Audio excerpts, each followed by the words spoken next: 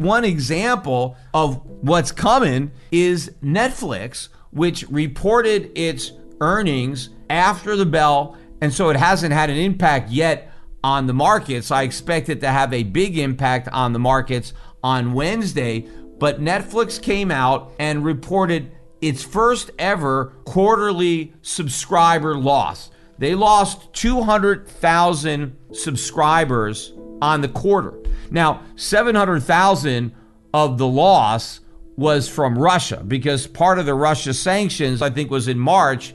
They basically canceled all the Netflix accounts out of Russia, and that was 700,000 subscribers. So, but for that, they would have gained 500,000. But the expectations from investors was for a gain of 2.5 million subscribers. So it was a huge miss, but probably more significant, Netflix is forecasting that in the current quarter, they are going to lose 2 million subscribers. And again, analysts had been expecting another 2.5 million new subscribers gained during the quarter. So that is an even bigger miss. That is why the stock is trading down 26% after hours. It's now about 62% below last year's high. This is the worst performing of the FANG stocks. This is the N in FANG. It was also one of the greatest stay-at-home stocks during COVID, because everybody just assumed that COVID would, I guess, go on indefinitely and people were going to continue to subscribe to Netflix.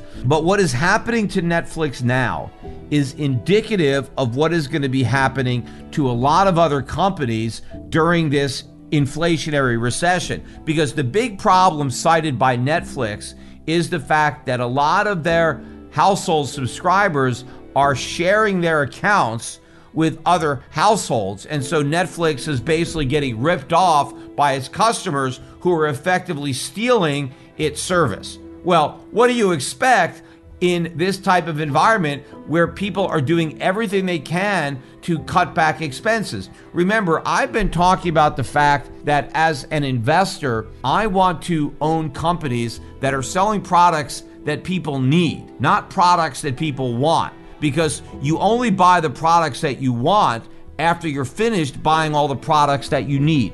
Nobody needs to subscribe to Netflix.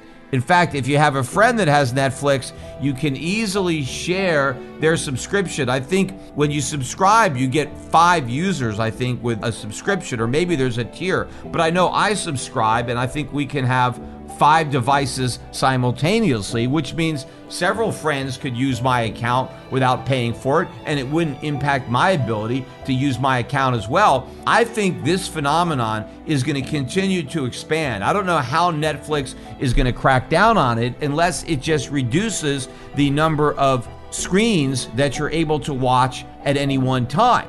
They might do that, but in so doing, they're probably going to end up losing subscribers, not gaining them, because I think people will not like the fact that the wife and the husband can't both watch it, or the kids can't watch something while the husband's watching something. So I think a degradation in quality would also be a problem. But of course, that degradation of quality is something that won't show up in the CPI, because the extent that Netflix reduces the quality of your service, that's not going to show up as a price increase, even though it effectively is, because you get less service for your money. But also, I think a much bigger problem that Netflix is going to have is that a lot of people are only going to subscribe to Netflix maybe for 1 month or 2 months out of the entire year, because you can binge watch whatever it is you like on Netflix, and then when you're finished watching, you can cancel the service so you can subscribe to another service for a month that has the program that you want. You see, what's happened because of the success of Netflix,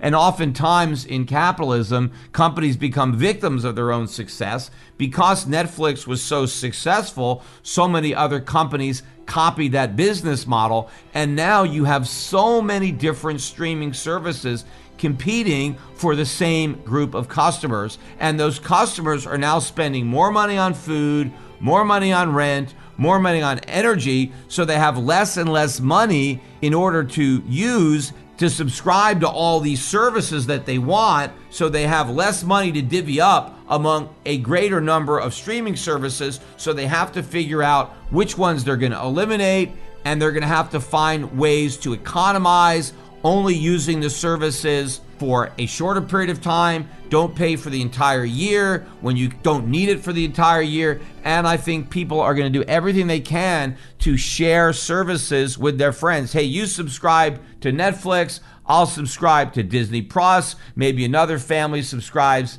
to the Peacock Network or Paramount or whatever, or somebody else takes Hulu, and then they just share. And the more consumers are pressed to try to economize and struggle to make ends meet, companies like Netflix are going to continue to be the victims of this type of standard of living downsizing, which is going to happen. And of course, how is Netflix likely to respond to this? Because now they're not going to be able to get the type of growth that they got before. So if they want to grow the top line, if they can't grow their subscribers, the only thing they can do is raise their prices. And I think not only will Netflix be trying to make up for a loss of subscriber growth by increasing prices, but a lot of these other streaming services are going to do the same thing. And ultimately, they're all going to start eating into their own growth because consumers just don't have the capacity to pay for all these services, especially when their incomes are declining at the rate they are.